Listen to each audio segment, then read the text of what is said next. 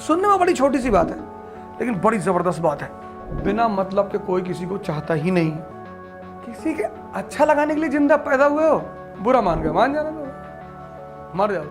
17 पे जिंदगी U turn मारती है, यहाँ पे बहुत गंदा वाला यू टर्न मारती है और यहाँ से पहला प्रेशर शुरू होता है पेरेंट्स का। उस दिन मुझे एहसास हुआ कि महाभारत क्यों हुई। आपको कोई डांट दे उतना बुरा नहीं लगता, आपको कोई भगा दे बुरा नहीं लगता। जब लोग हंसते हैं ना, ताकत है ना शरीर में, उत्साहित हो तुम, लाइन के आगे चले गए। तुमको पता कि अगर कोई झगड़ा करेगा सबको मारेंगे। मुझसे लोग पूछते हैं उत्साह कहां से आता है? शक्ति से।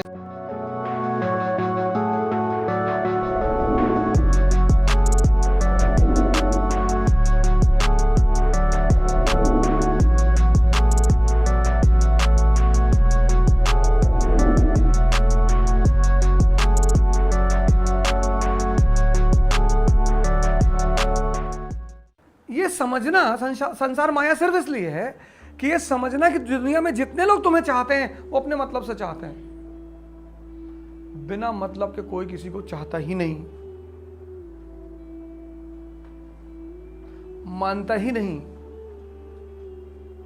और ये जो बात जिस दिन तुम समझ गए, सुनने में बड़ी छोटी सी बात है लेकिन बड़ी जबरदस्त बात है। उस दिन तुम डिस्ट्रैक्ट नहीं होगे। तुम्हारी जिंदगी का डिस्ट्रैक्शन खत्म हो जाएगा। सारा डिस्ट्रैक्शन क्या है? सबका ख्याल रखना, ये भी खुश रहे, वो भी खुश रहे, ये भी खुश रहे, कोई हमसे दुखी ना हो। भाड़ में जाओ, दुखी रहो। अगर दुनिया तुमसे दुखी है तो तुम सुखी हो, और दुनिया तुमसे खुशी है तो तुम दुखी हो। अब तुम्हें डिसाइड करना है।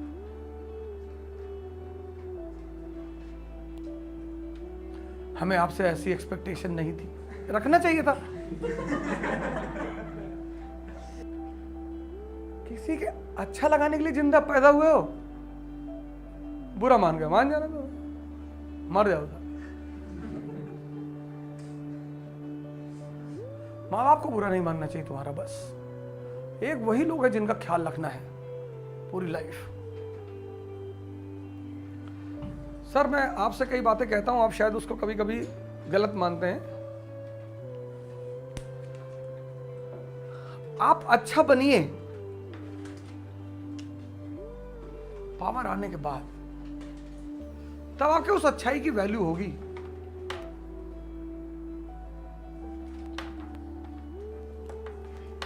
अच्छाई बहुत बड़ी चीज है यार, होना ही चाहिए।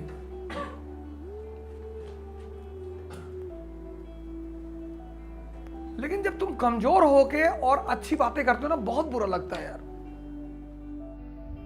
जीवन मतलब युद्ध।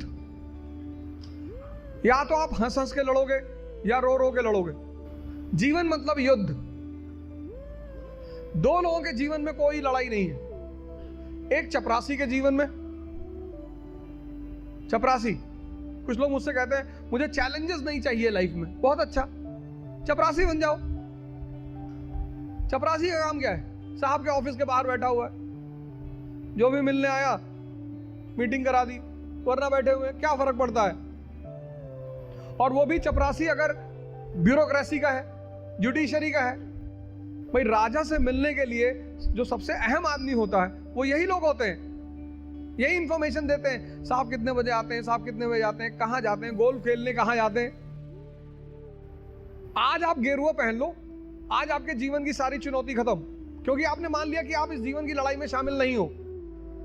लेकिन जीवन का मजा भी तो यही है। और करना क्या है? तुम जब भी ऊपर उठोगे तो ये ग्रेविटी तुम्हें नीचे खींचेगी ना। ऐसा समाज की ग्रेविटी है।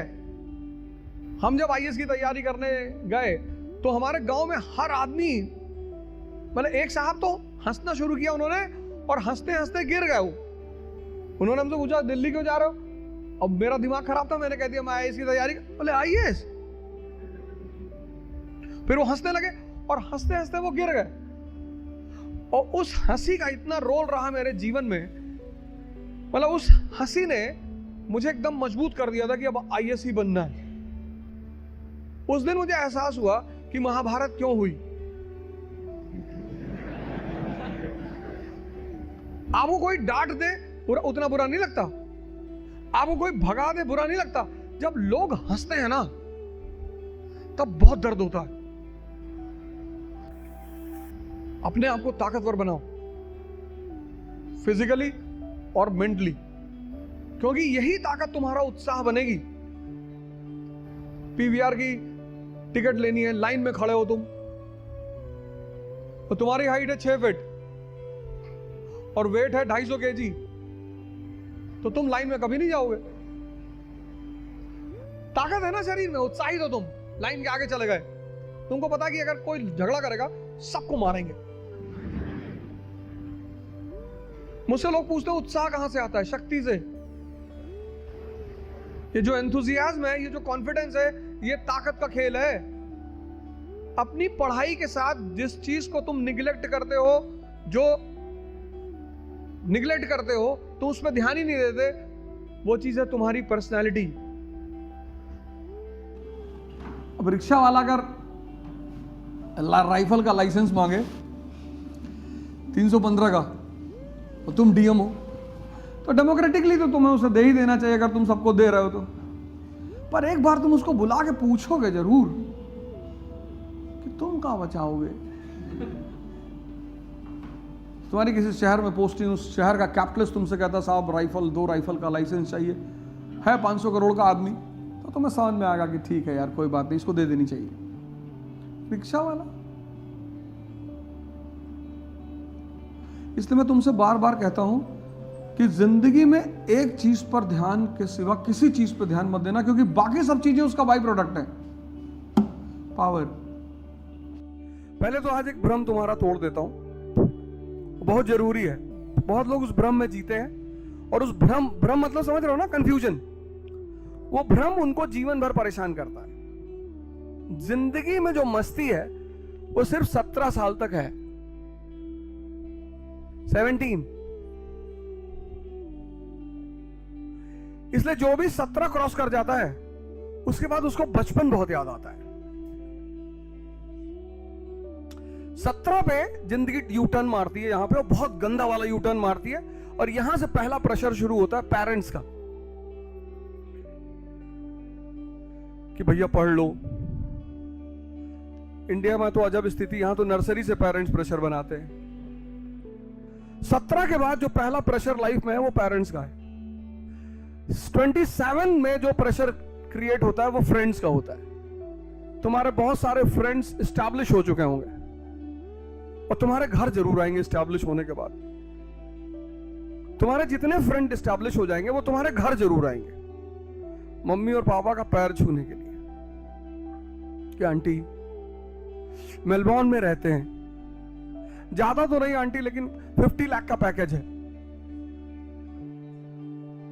50 लाख का मतलब क्या हुआ? 2 लाख पर 12 4 48, 4 लाख रुपए महीने मिनिमम।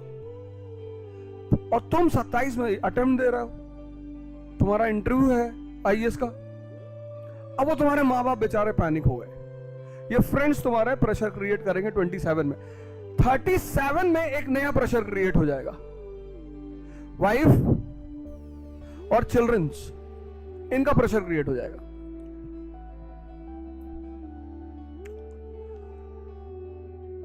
बच्चे कि स्कूल का टूर जा रहा है अमेरिका, 12-12 लाख रुपए लगेंगे पापा, ज्यादा नहीं लग रहे हैं। बच्चे इतने प्यार से कहते हैं ना, कहते पापा बहुत कॉस्टली नहीं है। एक बच्चे का सिर्फ 12 लाख रुपए लग रहा है। उनको लगता है कि जो मनी प्रिंटिंग प्रेस है वो पापा की है। हमें भी तो लगता था, यही चीज हम भी तो करते थे। 47 में प्रेशर चेंज हो जाएगा, सोसाइटी का प्रेशर हो जाएगा। जब वो तुमसे सोसाइटी कहने लगेगी बिटिया की शादी नहीं कर रहे हो, कर दो यार। वो शर्मा जी की बेटी वहां दिल्ली में पढ़ती थी, भाग गई। डायरेक्ट कुछ नहीं कहेंगे तुम्हें, सोसाइटी तुम्हें इनडायरेक्टली प्रेशराइज करेगा। 57 में रिटायरमेंट आ रहा है,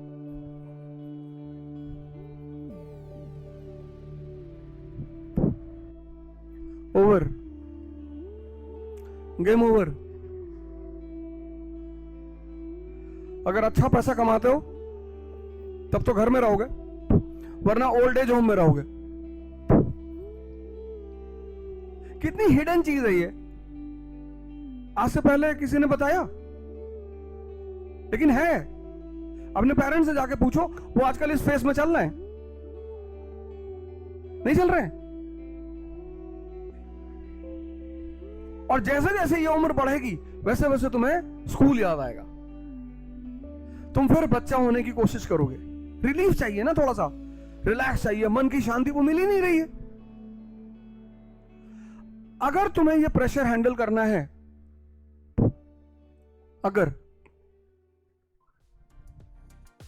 अगर तुम्हें सूर्य कुमार यादव बनना है कि फ्रैक्शन ऑफ सेकंड में डिसीजंस लेने हैं, तो अपने मन और शरीर को ताकतवर करना बहुत जरूरी है। नहीं तो तुम कितना भी परसेंटेज ले आओ, उसका कोई फायदा नहीं। ये पहली बात मुझे कहनी थी।